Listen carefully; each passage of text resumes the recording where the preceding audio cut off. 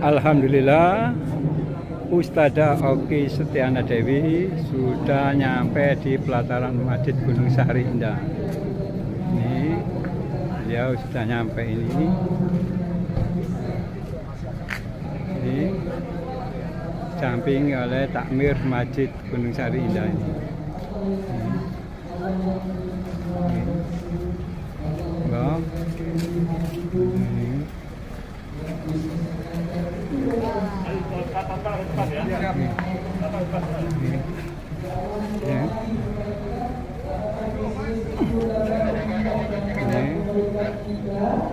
Ini dikawal ini, sampai sini. Ini.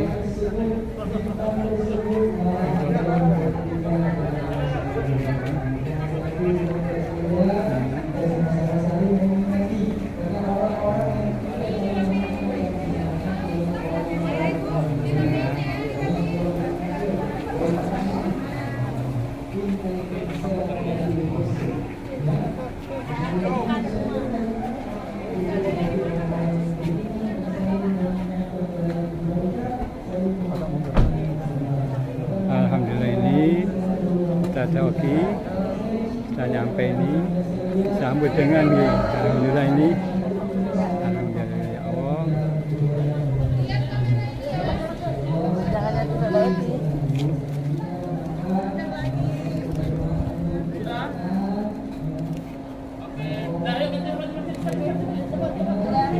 Sampai 40 tahun ada?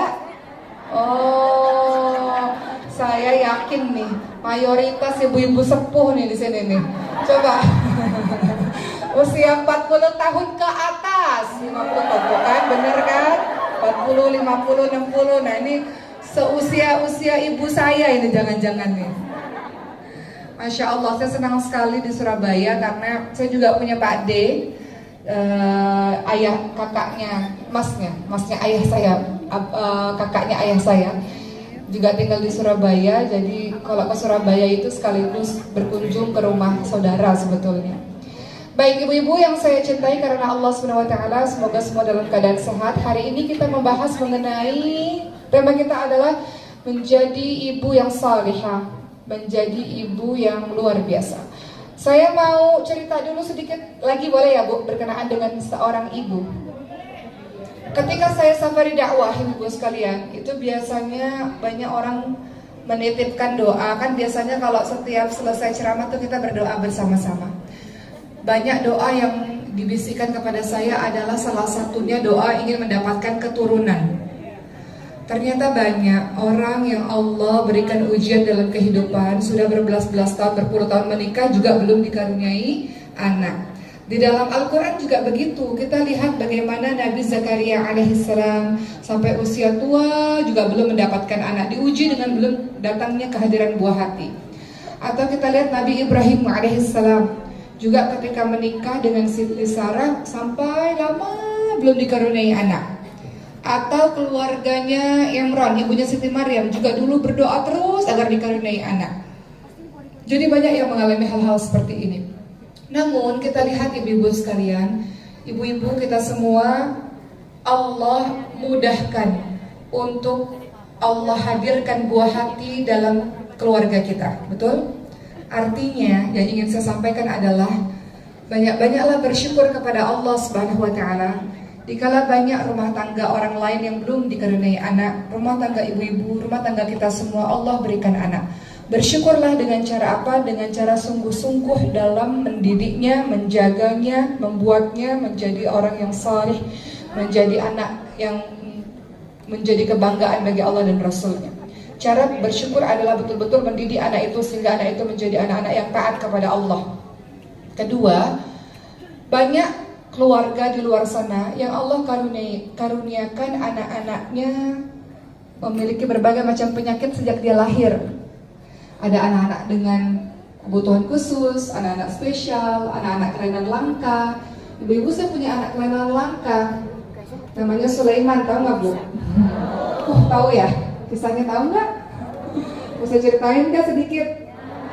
Ini belum mulai ceramah nih, masih cerita. Kemudian ada juga kadang-kadang henti nafas, namanya sleep apnea kalau bahasa kedokterannya itu. Sehingga karena kan kalau tidur jadi semakin lemah gitu. Maksudnya kadang-kadang mengakibatkan henti nafas beberapa detik, sehingga harus pakai alat bantu namanya CPAP untuk membantu pernapasannya. Nangisnya juga jarang. Nangisnya sehingga kalau anak-anak bayi lainnya kalau dia nangis artinya dia mau minum ASI atau minum susu gitu. Tapi karena anak ini tidak menangis, jadi saya harus pasang alarm setiap 2 jam sekali untuk memberikan ASI. Jadi semenjak hari itu saya mulai merasa bersyukur setiap kali anak saya bergerak. Kalau dinincu pola anak saya begini, saya bersyukur kepada Allah SWT. Ya Allah, anak saya bergerak, ya Allah. Kemudian kalau anak saya udah mulai saya bersyukur kepada Allah. Anak saya mengikuti berbagai macam terapi. Ada terapi okupasi, ada terapi fisioterapi, terapi bicara, terapi seksual. Setiap hari sibuk dengan terapi-terapi di rumah sakit. Sampai akhirnya puluhan sampai ratusan terapi itu, akhirnya pelan-pelan dia udah mulai bisa angkat kepala. Untuk melangkahkan kaki dia belajar dengan tangisan air mata. Jadi dia nangis itu kalau terapi karena sakit mungkin Bu ya. Pakai kaki itu kalau mau jalan tuh pakai yang besi gitu tuh supaya kakinya tegak gitu. Dengan tangisan akhirnya ya Allah, setelah umur 2 tahun sekarang alhamdulillah Sulaiman sudah bisa jalan. Saya menangis kepada Allah dan saya berterima kasih kepada Allah karena anak saya bergerak, alhamdulillah. Jadi dulu saya merindukan tangisan bayi karena anak saya gak nangis. Jadi ibu-ibu, kalau ibu-ibu punya anak-anak kecil yang nangis, bersyukurlah.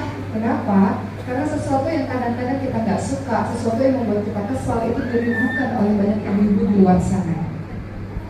Anak-anak kita bergerak, ibu-ibu di luar sana menginginkan anaknya sama seperti anak-anak ibu-ibu semua. Yang bisa bergerak otomatis harus terapi yang sangat banyak dan mengeluarkan uang yang sangat banyak tentunya. Jadi hari ini saya ingin mengajak ibu-ibu semua untuk bersyukur dengan keadaan yang sudah Allah berikan kepada kita.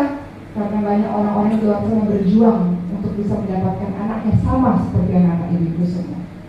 Kita awali dengan bersyukur ya Bu ya. Kita bersyukur kepada Allah atas anugerah anak-anak dalam kehidupan kita. Baik, berikutnya Bu, saya izin live dulu di Instagram. Nah, ini biar orang-orang juga harus namanya. Baik, ibu-ibu yang dirahmati oleh Allah Subhanahu wa taala, hari ini kita akan membahas mengenai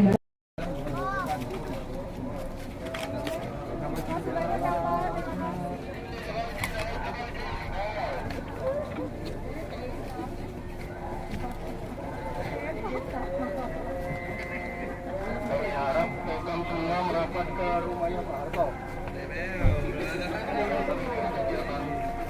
Oh iya, nah, kita tunggu di rumahnya Pak Harto ya, teman-teman.